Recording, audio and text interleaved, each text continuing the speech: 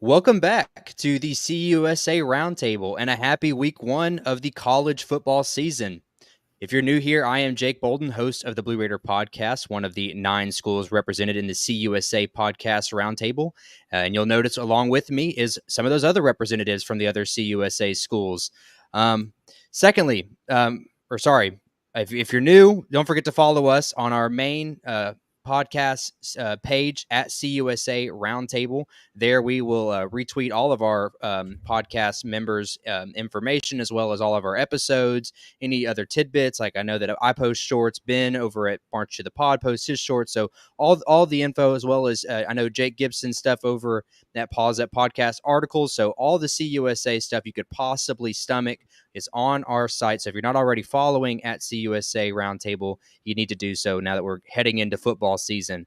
So let's get into what we're talking about today as we preview this weekend's matchups. I know we're going to talk about our best, worst case scenarios for our upcoming weekend for the teams that are represented here. And then we'll debut our new Pick'em series where all of our members went through and picked the first 2 weeks matchups in just CUSA. And we will compare our scores every 2 weeks bi-weekly as we get to the end of the season.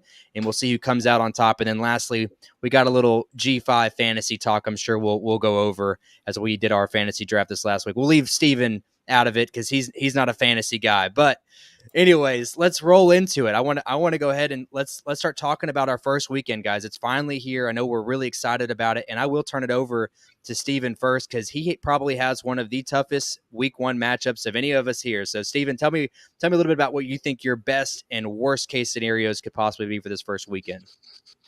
Yeah, we open up at Alabama. So game one of the Kalen DeBoer era. Nick Saban is retired and off to the pasture. Still around the team a lot and program a lot from what I see. They are naming the field after him week 2 against USF, not against us. I thought it would have been cool, but yeah, it's still Alabama. I mean, we've played them 3 times historically. Lastly in 2016. Fun environment. I can't wait to make the trip, but realistically, that's going to be a tough matchup. And the way I look at it, even with the new coaching staff, a lot of turnover on the roster and in that coaching staff, there's a lot of unknowns there in Alabama, but he still recruited pretty well. He kept a lot of talent there. He brought in a lot of good talent. And quite frankly, he's going to want to put on a show, in my opinion, in week one, to the fan base. Show you what I did here at Washington. He had this high scoring offense with Michael Penix last year. Obviously, went to the championship game. So it's going to be a tough game. What I hope it doesn't turn into is what happened when we played at Ohio State last year. We took a lot of risk on the wrong side of the field, going for it on 4th down, etc. And just kind of really shot ourselves in the foot, put ourselves behind the 8 ball early and often in that game, and just ended up getting blown out and embarrassed. I would like us to come in officially debuting a new quarterback, TJ Finley, named the starter today. So I would just like us to come in and play good sound ball, execute, and not get blown out. If we can keep the game close going into halftime and see what happens, maybe get a couple lucky breaks with turnovers, etc. Anybody can lose a game on any given day. Obviously, that's going to be a tough task, and I don't expect to win. Worst case scenario, we get blown out and we collect $1.9 million and come back to Bowling Green, Kentucky and get ready for EKU.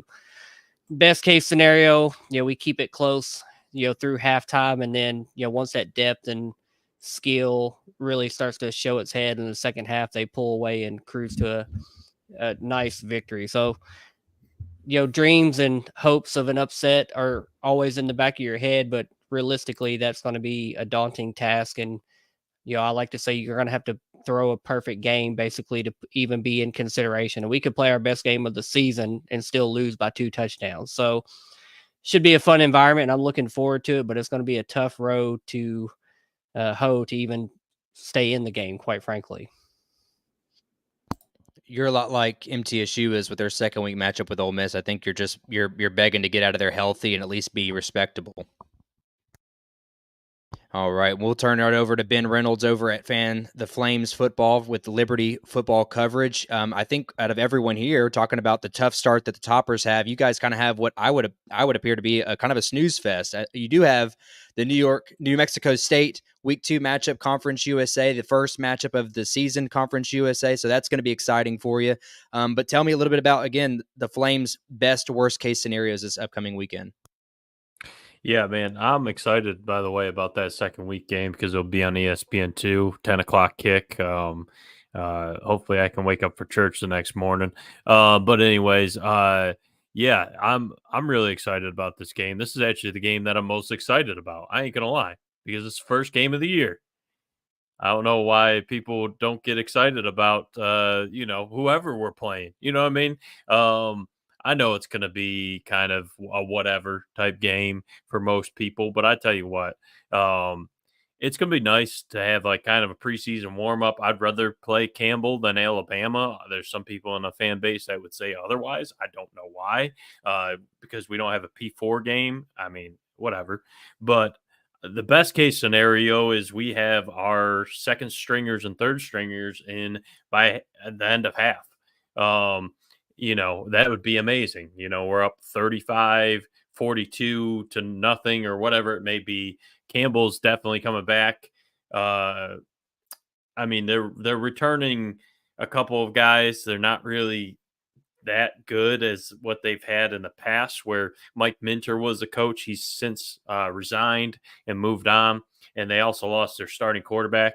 So they don't really have the players that even the last time we played them, which funny enough, last time we played them, we played a guy named Caleb Sneed, who was one of the top receivers in all of FCS. And then he's a hometown product and actually came and played for us the following year.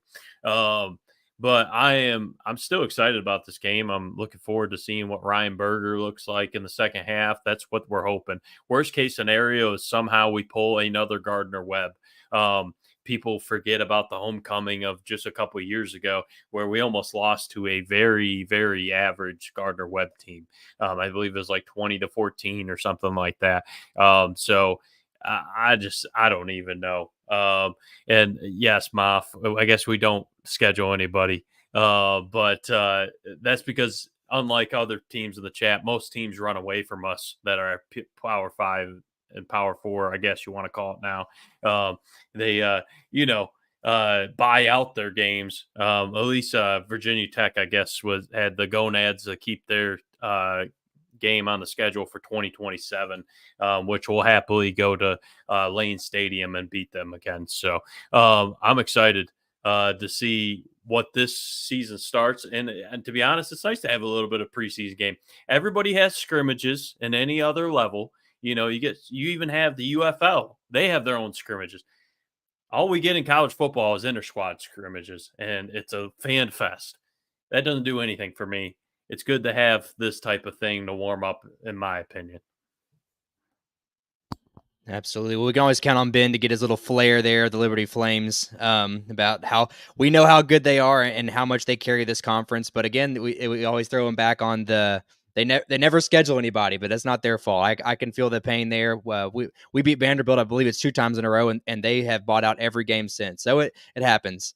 But I'll turn it over now to Ben over at March of the Pod. You have a pretty intriguing matchup, an in-state rivalry there with Rice. I don't know how much of a rivalry it is with Sam Houston State and Rice. I'm sure you'll have your input there. But in my opinion, a rather under-the-radar game for G5. Your thoughts?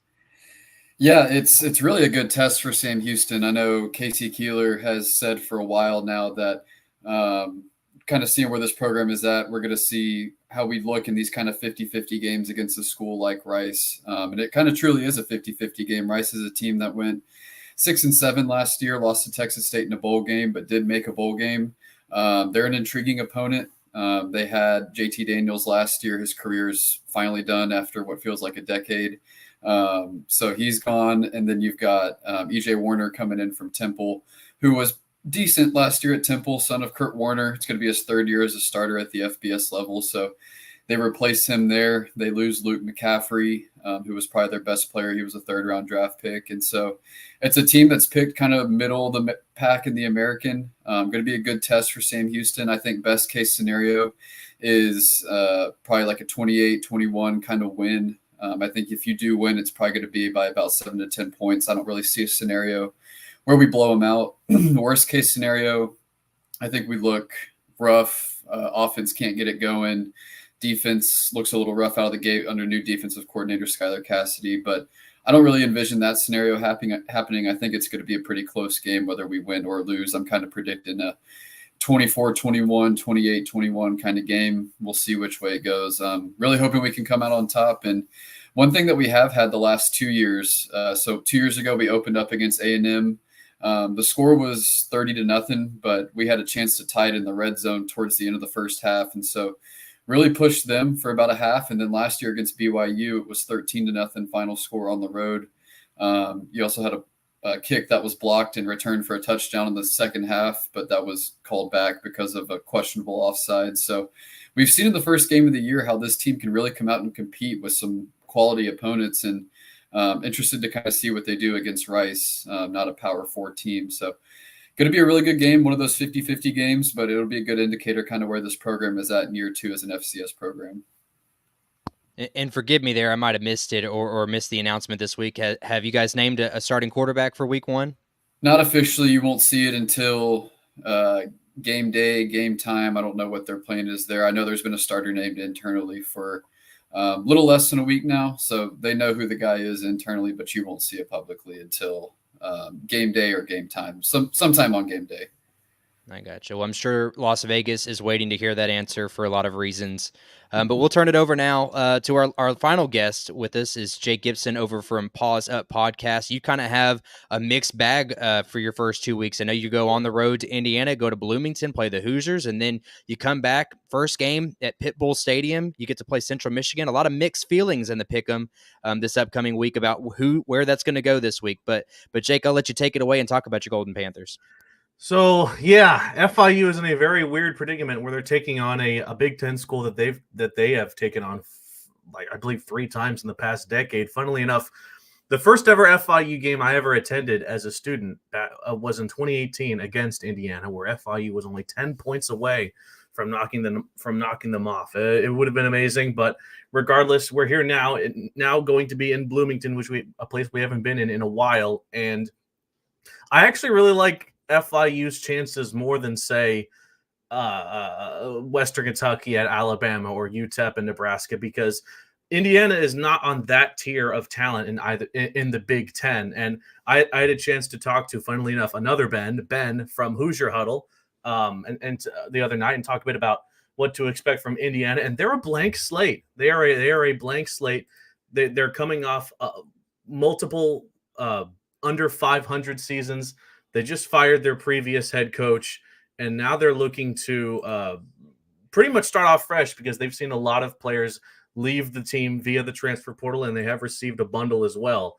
So, you never want to say that you feel confident that FIU is going to get the upset, because I still don't, because Indiana does have Power 4 talent on their team, and obviously you're going to have to be playing in Bloomington as well, which isn't going to help anybody, So, but I do feel confident that FIU has the opportunity to at least put up a respectable performance against Indiana. So one thing I did see about last season for the Hoosiers is that they gave up the second most points per game out of anyone in the Big Ten. Only Purdue gave up more. I feel like that's something that FIU could take advantage of with an explosive run game and some deep shots from Kewan Jenkins to his receivers. If they can do that early on in the game and somehow build a lead that they can take to halftime, then there is a legit chance that FIU can upset the Hoosiers. But again, wishful thinking, but it's tough. It's super tough to be able to do that because you just don't really know what you're getting into against a team like Indiana. Again, brand new coach, brand new system, brand new quarterbacks, brand new running backs, completely different running back room for the Hoosiers, and a very, very different wide receiver core as well. So I'd love to give a straight answer as to how I think we'll do, but it's tough. We're just gonna have to wait until we see the first few plays from Indiana on offense and maybe on defense as well to get an idea. But I know Indiana's favored by over 21 points in this game, so maybe Vegas knows a bit more about what could happen than even I do. But I think that FIU can put up a very solid performance. I feel like there's a chance they can catch Indiana off guard here, and if not win, at least keep it really close and bring some momentum into their next game, which will be their home opener at Pitbull Stadium against the Central Michigan Chippewas of the MAC. The last time FIU played Central Michigan was a while ago, back in 2021. It was a very unfortunate game. It was in Mount Pleasant over in Central Michigan.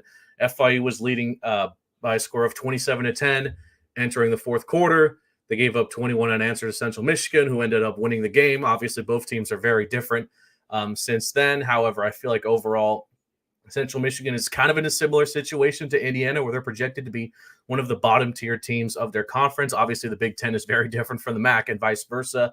But I that is a game that I do feel confident FIU will get the win. Will get the win, especially if they're coming off a solid performance against Indiana, which will help push them over the edge. And not to mention that game against Central Michigan starts off the whole month of September in which FIU is playing at home. Or not at home, they're playing in South Florida, because after that, they'll head to FAU in Boca Raton. It's a 1-hour drive, and then they'll have their homecoming game against Monmouth FCS, and then they'll take on Louisiana Tech at home as well. So it could start off a really great South Florida homestand, if you will. And again, anything could happen in the Indiana game, but I do feel confident that FIU will get that win against Central Michigan at Pitbull Stadium. Dale.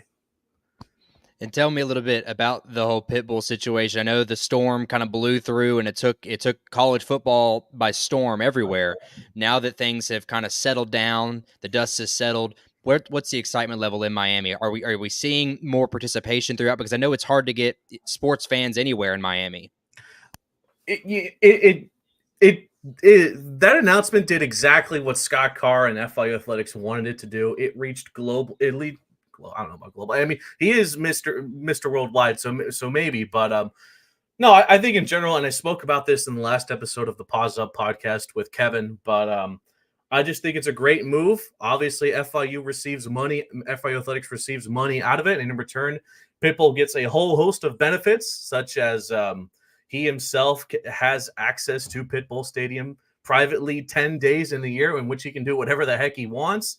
He's going to create a new anthem for FIU Athletics, which is exciting. He gets to sell his own tequila at Pitbull Stadium on game days, not to mention a whole bunch of other things that will be coming up for FIU Athletics with this Pitbull collaboration. So off the field, there's a bunch of amazing activities, concerts, etc., involving Pitbull and some of his friends coming to FIU, which is going to be awesome. And like I said in that episode, we're the first we have the first stadium that's named after a musical artist in the United States.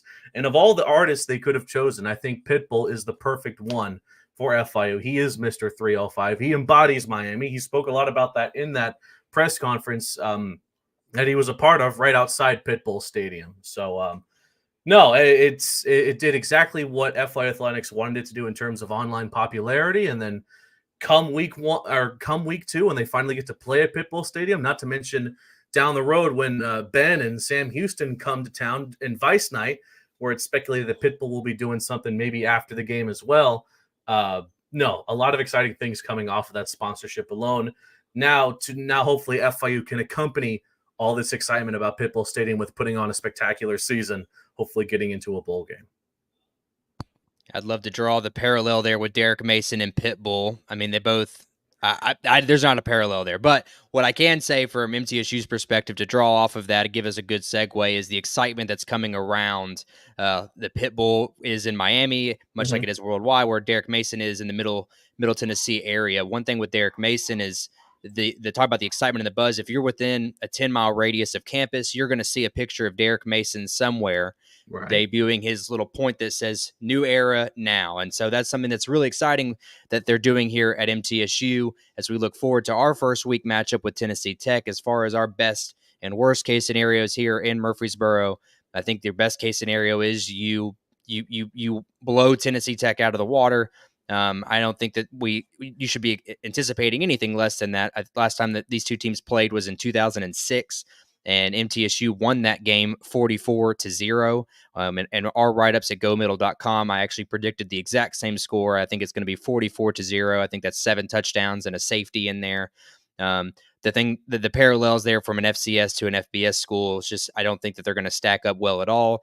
This is kind of, in a way, recruiting grounds. Cookeville is only 45 minutes away from Murfreesboro, so you're going to have a lot of kids that have played against each other, played with each other in high school. It's going to bring a lot of people within the mid-state together on that Saturday. So it's going to be really, really exciting to see what that stadium will look like with Derek Mason. Evidently, the ticket sales, I'm not sure the exact number. The number that I've had reported to me is we're nearing 1,000 season tickets on top of what we sold last year, and we haven't even kicked off. And as they say, that you'll sell more season tickets after the first game.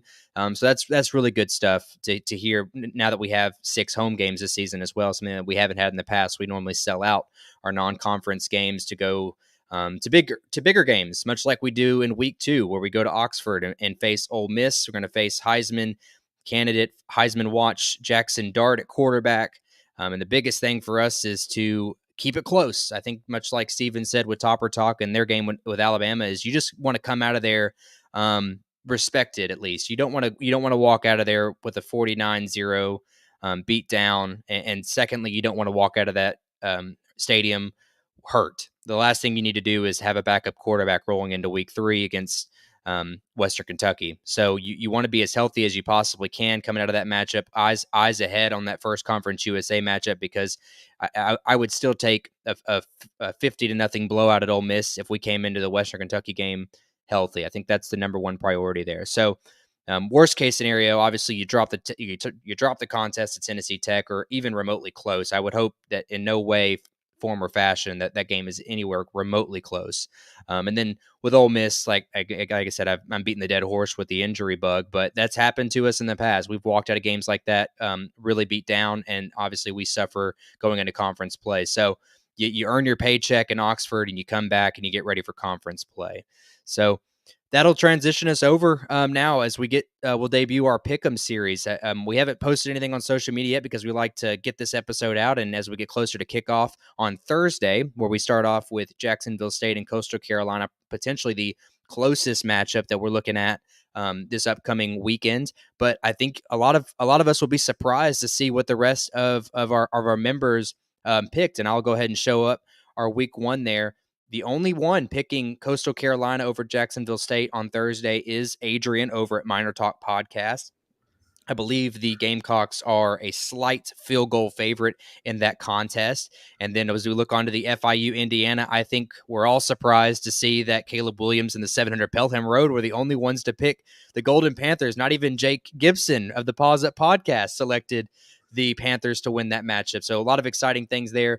A lot of it's straight across the board, except that Sam Houston Rice game. And we'll eventually turn it over to Ben to talk about it. But Jake, I want to turn it right back over to you. Just give me a short bit on that. What do you think Caleb is seeing in that contest with three touchdown underdogs? First off, Caleb must have said something to Adrian to the point where they chose Coastal Carolina in that matchup. But no, like I said, I think at the end of the day, Indiana does have enough explosive firepower to limit FIU on defensively. There are some parts of FIU's defense that kind of still worry me, even after the spring and fall camps. And as far as offense, I think FIU will do fine, but Indiana will also do fine. So it's the matter of FIU having a good offense but a questionable defense coming into this matchup, versus Indiana having a good offense and a good defense, at least in a Power 4 level, even with all of the new transfers coming in, because they did do solid in the transfer portal despite losing a bunch of players. Not to mention a breath of fresh air at the head coach position. Not to mention they're at home in a what is likely going to be sold out environment over there in Bloomington. So, like I said, anything can happen. Anything can happen if FIU gets a lead at halftime and actually builds upon it in the third quarter. I don't know. It's going to be tough for Indiana to come back into that if that were to happen. But at the same time, if the vice versa thing happens where Indiana builds up an early lead It's going to be tough for FIU to claw their way back into it. That happened a lot at the latter end of last season for the Panthers, where against UTEP and against Jacksonville State, they were down by 21 points early, and they had to spend the rest of the game coming back into it, and they just couldn't. So anything can happen. Shout out Caleb for believing in the Panthers. Listen, I was so close to saying FIU will get the upset. That's what my heart says, right? But my brain is telling me Indiana will do just enough. I don't think they'll cover. I think you need to take FIU plus 21 and a hook in that matchup. But yeah, I think Indiana will do just enough to win this game, just enough. Well, we're all just playing it safe in that first week. We can't afford to get ourselves too far down in the standings, I think is the move. And as I move along the schedule, UTEP, Nebraska, everyone's pretty much chalk with Nebraska. Same with UTSA as they host Kennesaw State. Liberty and Campbell, no surprise there. MTSU, Tennessee Tech, same there. Unfortunately, our friend over at Topper Talk, I'm afraid you're going to start the season 0-1. I hate to see that. And then lastly, we will turn it to Ben. As we talked about at the very top there, when you were previewing your first weekend, it seems pretty split. Looks like Adrian and Steven, as well as Evan over at Go Tech Please Don't Die, they're taking the Owls in that one. Plead your case for us, Ben. Yeah, I think it's truly a 50-50 game. This is a Sam Houston team that's much improved, especially on the depth aspect of it. I feel like my heart is telling me Sam Houston, my head's telling me Rice. I think it's going to be really close either way. One thing to look at in this game is Sam Houston was a team that practiced exclusively at 4 or 6 p.m. all throughout camp, partly because we had to go off-site with turf renovations. And then when they moved it back to campus, they continued to go in the evening. And Rice practiced every day, 7 a.m. They had the freezer trucks there. They were in those before and after every practice. And so this is a game at 6 p.m. It'll be interesting to kind of see. I mean, it's probably going to be 100 degrees, heat index over 100 on the field. So I wonder if that maybe takes a toll on Rice maybe a little later in the game, just because the heat and humidity is going to be really tough. So I think if it's close late in the game, Sam Houston's really got a shot. But I really think it is truly 50-50, and we'll see what it looks like. Well, the lone representative that's present here that did select Rice was Steven, and I don't know, I want to hear your take on it because I'm with Ben there that it is a pretty much 50-50 toss-up, but Rice is obviously in the minority of the group. Steven, what led you to take the Owls over the Bearcats? It was really just one of those coin flip games. I mean, there was nothing in particular. I think Rice has shown steady improvement over the last couple of years. It probably was more of a familiarity pick and I think both teams and schools are on an upward trajectory of where they were just a few years ago and where they're going. But probably just a little bit more familiarity with Rice, and just I picked them to win. Nothing personal. It literally was a coin flip. And I think the results of the whole roundtable kind of show that anybody can win that game. I expect that to come down to the last possession. Maybe whoever has ball last is going to win that game. So it should be a fun one to watch for sure. Yep, it's going to be close.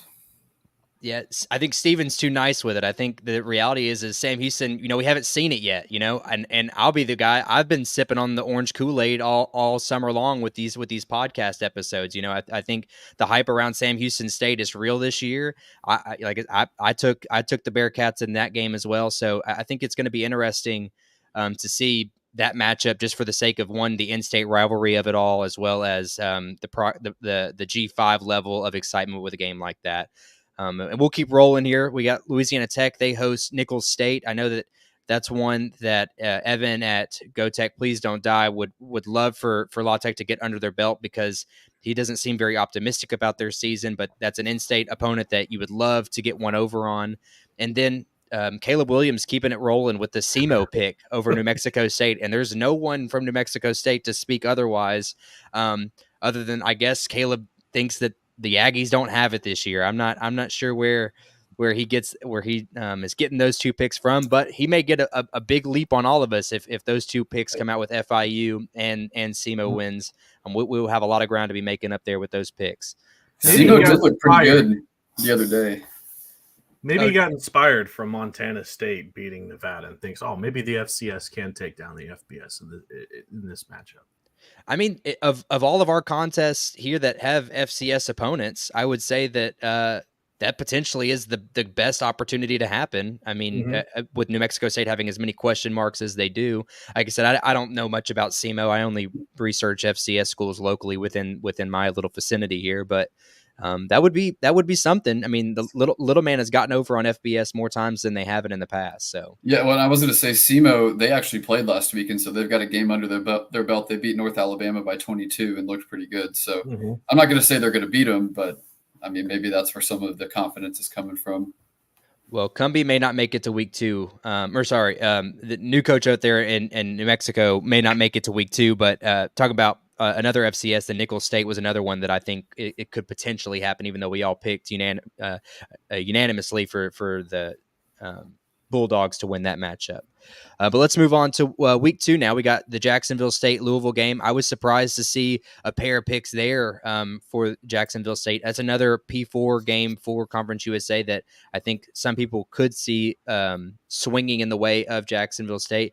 But we got you here, Jake. I want to hear, what's up with the Gamecocks over the Cardinals on the road. I'm not going to lie. That was kind of a what the hell kind of pick going with Jacksonville State. I understand Louisville is going to have a fantastic season, but I feel like this is going to be a trap game for them, for the Cardinals. An early trap game in the season against a very high quality team in Jacksonville State, expected to be one of the top tiers of Conference USA. They want to make a name for themselves in the P4 level. And Jacksonville State has done such a good job in their past of defeating Power 4 and FBS opponents. I'll never forget when they took down Florida State in the COVID season, that I felt like, you know what?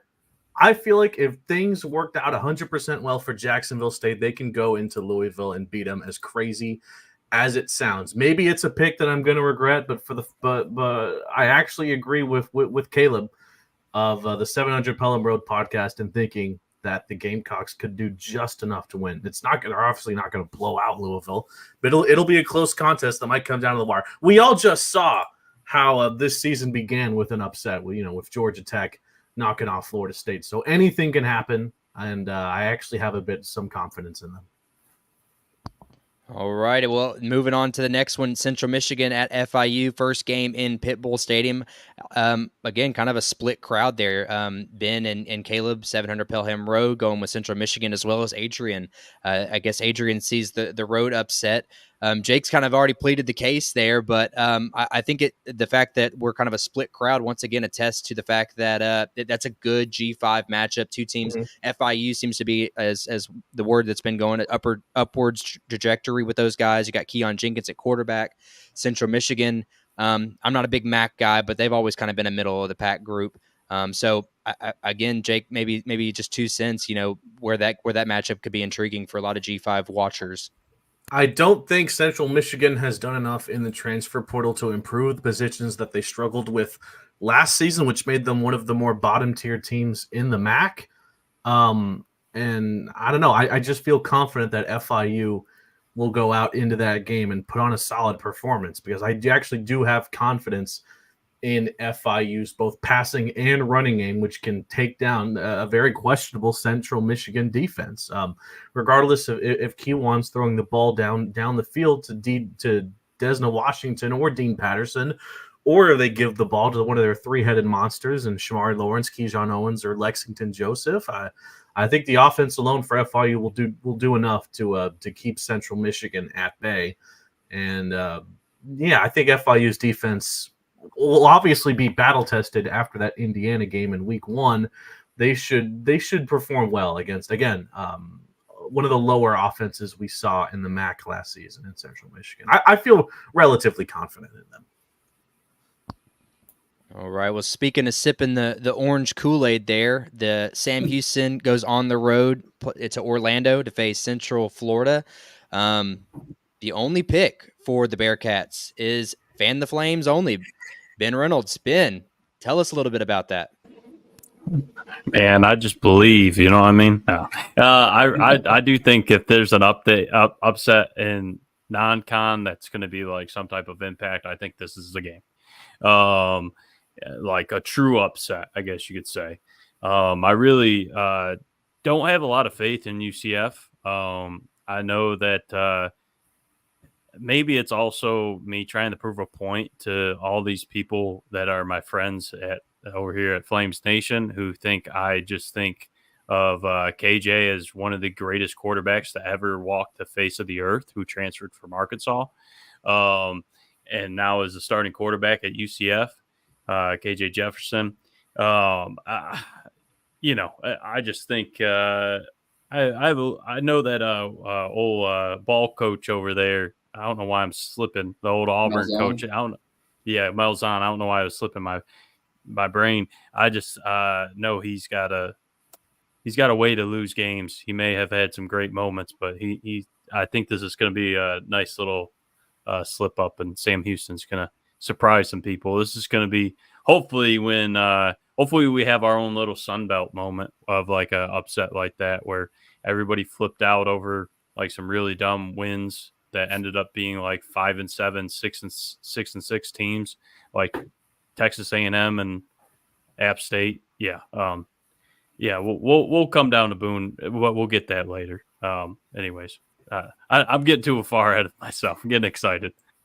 I didn't mean to get you on your soapbox and get you going on that game. I know there's a lot of excitement building around that one. Ben, I'll turn it back over to you there. Sam Houston, I was surprised to see that we only had one selection for the Bearcats in that road game. But tell me, UCF, that's a tough contest. They're Big 12 now, I believe, so that would be a big win for the program, especially as you're trying to turn around from last season. Yeah, it would be huge. It would be our first Power 4 win in program history, I believe. We've had some FBS wins, obviously, but not at the Power 4 rank, so it'd be big. But it's going to be tough. It's a night game in the bounce house. I think they also have it's like the cosmonaut theme night or something where they've got all the crazy helmets going on. So it's going to be an electric atmosphere there. But like I said a couple of minutes ago, it's a team, or Sam Houston's a team, when we've gone into Power 4 opponents' places, we've been able to compete, maybe not for all 60 minutes, but I mean, maybe for a half or three quarters or whatever that looks like. And it's a team that's used to playing in hostile environments. Last year, you were the opening night against BYU, was electric. Opening day against A&M 2 years ago. You were in the FCS National Championship game 3 years ago, and there's still about a dozen guys left from that roster that played in some capacity. So we've got guys that are used to playing in big environments. I'm not going to pick us. I don't think we're going to win, but I also don't think we're going to lose 49-7 or 49-0. I think it's maybe a 35-20, 35-21 kind of game. So definitely think we can keep it close. Not going to pick us, but I'm excited about it. It's going to be an interesting environment. It will be fun to watch. Absolutely good stuff there. Well, let's move on to a battle in Kentucky. We got Western Kentucky hosting Eastern Kentucky. Steven, I'll turn this back over to you. I'm interested about that dynamic there with Eastern Kentucky, Western Kentucky. Is it as much of a rivalry as it would geographically seem to be? It is a historic rivalry that, a lot of our older fan base, going back to the Ohio Valley Conference of the 90s and early 2000s will appreciate. But since we've transitioned to FBS, I don't like to look at any school as little brother, because I don't want to call someone in state and look at them that way, because I don't want Louisville and UK to look at us that way. I would like to have an seat at the table. I would like to have regularly scheduled games. I would like to be able to prove our point on the field that we can compete at any level. So I don't want to look at them in a disrespectful way, but it is a game that we should come in and win. We do lead the all-time series by a considerable margin in 85 all-time meetings. So it should be a good game. There's the head coach is a former WKU position coach. There's ties there. But it is a game that I expect that we'll come in, should have control of from start to finish, should really get to have a lot of our depth chart players get to come in and have some game time experience under the lights. So I'm looking forward to that game. I think it's a great game to have on the schedule across all sports. We've played them recently in basketball as well, and I think we have future games with them in basketball. So I love that we're playing the game. I don't want to have any disrespect towards them. But I think it is a game that we should win decisively. Absolutely. Well, and we'll finish it off with Louisiana as they travel into Atlanta and face off against Kennesaw State. Another pick there for Ben over at Fan the Flames. That's an interesting one. I know he stepped away for a second. We'll give him an opportunity to talk about it in just a bit. And then we got Southern Utah traveling to UTEP, potentially going to be Scotty Walden's first win there at the helm of El Paso. And then Liberty, they should undoubtedly go 2-0 after their matchup there with New Mexico State. I think we all are in consensus there. New Mexico State, a lot of question marks. Liberty, just too good, even if it is on the road there in Las Cruces. So that moves our conversation on to our last topic, G5 Fantasy. If you missed out on the opportunity to talk or to see or sign up for it, I should say with us over there, we had it posted on Twitter for a few seconds. We had enough people jump in there and grab those last few spots. I know Steven is going to go to sleep here. He hates fantasy football. He's not a fan of it. And I don't know if that's more of a lack of Hilltopper guys. Is it what is it? Is it because you can't do an all WKU roster? What's the deal with anti-fantasy football? I'm not anti-fantasy football. I played. I'm probably the elder statesman in this room. I would reckon to say I played fantasy football for a long time with the same group of college guys for nearly 20 years. I got out of it a couple years ago. I started caring too much about these irrelevant games and teams and players that I had no affiliation with. I stepped away and just started to enjoy sports, college and pro, just from a different level, just watching and not having any skin in the game, so to speak. So nothing personal. I had to take a step back from fantasy. I still play in one league. I got suckered into it at work. The last 2 years, they said, "Hey, let's do this. It's just for fun. There's no money involved. It's an NFL league." But man, college is it's a different animal as far as fantasy goes. There's so many teams, players. Yeah, I couldn't do it. It's too immersive for me to dive all the way into that because I can't do it, halfway. I would have to be all or none. So for that reason, I'm out. Understandable. I know that a lot of us, it takes a lot of time commitment, and I do appreciate, I believe it was Ben Sorrells at March to the Pod that set all that up for us. So he's going to be the commissioner, and I'll put the talk over to him about his squad. How do you feel about it? And before I do, I just want to say, kind of bounce off of what Steven said. One thing about G5 Fantasy that I didn't realize until we threw all this together was, the matchups at the FCS games, these bye games, like there's so many variables that play into a week-to-week basis. So, Ben, sorry to take it away and give it to you, take it away, and now I'm going to give it back to you. Tell me a little bit about your team and what you anticipate with this upcoming season. Yeah, I got Royals, the wide receiver from Utah State, with my first pick. So I was the commissioner, and I got the last pick in the draft. Of course, it's just the way it's set up. Got the turn pick, got the Royals, the wide receiver from Utah State, with my first pick. I did get TJ Finley. I think it was the 13th round. I really waited out getting a quarterback because I like Finley. I saw what he did last year. I think he's going to do well in the WKU offense this year.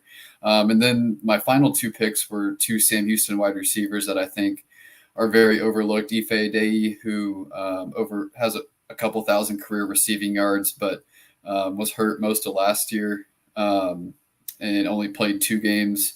Caught the national championship game-winning touchdown, and then the year after had 800 yards receiving and I think 10 touchdowns. So he's back and fully healthy.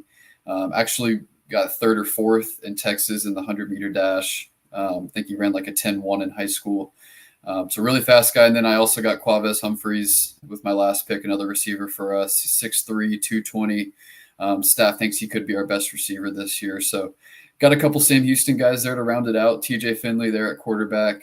And then, I had the last pick. Commissioner gets the last pick. So excited about this year. It's definitely going to be interesting. First time playing G5 fantasy football, but definitely excited about it. And we'll turn it over to the other Ben Reynolds. I know you drafted your team. You got to maybe cut out on us a little bit early here, but tell us a little bit about your roster. Yeah, I'm excited. To be honest, I think I got to steal the draft. I don't know what was going on.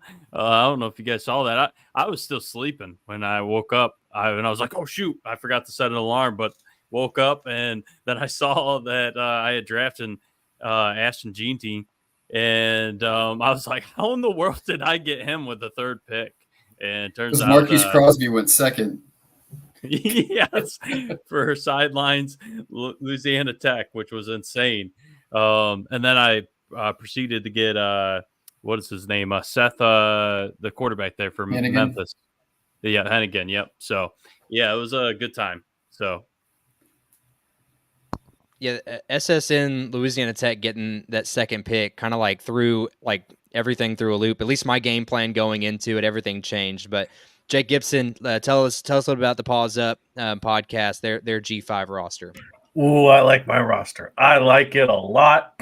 The quarterback I wanted out the rip, Joey Aguilar from App State. I got him. I think he and that App State offense are going to have a monster season over there in the Fun Belt. Sorry, in the Sun Belt. And it's funny. It's funny that Kevin messaged me before the draft. He'd be like, "Oh my God, all these Conference USA guys, they're not going to take Sun Belt people. Just go ham on the Sun Belt because they're not going to want them because they're Sun Belt." And I that kind of worked out in my favor because I wanted the quarterback that I wanted badly, which was Aguilar. I then got Maki Hughes from Tulane as one of my two running backs. I think that Tulane offense and Tulane defense, for that matter, is going to be stellar over there in the AEC. So I'm very happy about that. My wide receiver trio of Rock Taylor from Memphis, Jalen Moss, I think is going to be an underrated player for Fresno State, and of course Tajee Hudson from James Madison, another very solid team over there in the Sun Belt. That's a good looking wide receiver room. I'm not too sure about Oscar Cardenas, my tight end for UTSA. I wanted another tight end earlier in the draft that I was going to save until the late round because I thought no one else would get him, and it turns out someone did. So I just settled for Oscar. Hopefully he'll be good. I'm not too sure about him. I got Trayon Sibley as my flex player from Liberty. I'm happy about that. He's a stud, and hopefully he'll get a lot of playing time. Steven, I think I might have messed up. I took Caden Veltkamp as my backup quarterback. However, I don't know. I just don't know how much playing time he's going to get for Western Kentucky. So I might be looking for a backup quarterback soon in the as far as waiver wires and whatnot. I even love my kicker, Nick Brown for Liberty, because if Liberty's offense is scoring a lot of points, then Nick Brown's going to be busy kicking the ball. So I like that too. So and aside from that, I got maybe one of the best G5 defenses there is, and of course Jacksonville State's defense and a late pick, Tulane's defense as a backup. Again, I think Tulane is going to be an amazing squad, offense and defense wise. So I'm very happy with both of those defenses that I can mix and match based on who they're taking on. So no, I think I got a great team. Y'all are in trouble. Y'all are in trouble, man. It might get ugly for y'all. I forgot to add that I got Sean Brown from Jack State at tight end. I'm excited about that one. I know he was on our Roundtable all-conference team. Yeah, my team hinges a lot on MTSU being moderately good. One thing I know about MTSU, at least in years past, I know we have a new offensive coordinator, is going to be the ability to score and obviously throw the ball a lot, which is why I was able to get MTSU's quarterback, Nick Vadiato, late in the draft. So I'm pretty excited about that. I think from a fantasy perspective, he's going to be an excellent pickup. I even think in our games that are going to be rough for us, like the Memphis game and the Ole Miss game, I still think he's going to put up solid numbers, that he's going to have competitive weeks there. And then I always put my money where my mouth is, even though we're playing for free. I did take Omari Kelly, the new wideout, Auburn transferred to MTSU. So we'll see what he's able to do. I think he'll put up, again, fantasy numbers. He's going to be a big guy on third down. Holden Willis, leading receiver, returning in Conference USA. So that's why I say a lot's going to hinge on the success of the Blue Raiders in regards to me. Past that, though, I did take my first pick was Ismail Mahdi, the running back there at Texas State. Pretty excited about him and the group that I have there. Other running back, Marion Lukes at Central Michigan, as well as Rasul Faison at Utah State. And then Memphis, Blankumsey, Demir, I think is his first name, wide receiver for the Tigers. And then, Steven, you'll love to hear this. I got Lucas Canero as my place kicker. So I couldn't take Zeke Rankin, not necessarily known for his distance kicking, but Canero, excellent from distance. I'm pretty sure he was perfect from the PATs, so I know that was a pick that I almost couldn't turn down at that rate. I think it was the next to last round, And then I took Appalachian State's defense. I didn't really know, as far as defense goes, I was kind of the best available at that times. But that I do think, in hindsight, I think that's going to be a pick that's is going to at least help me out a little bit there, because we're talking about playing FC, or we're talking about G5s playing against P4s. I think that's a team that's going to stack up well, regardless of who's on their schedule. So that's my lineup. I feel good about it. I'm definitely not nearly as confident as Jake Gibson is on his lineup, but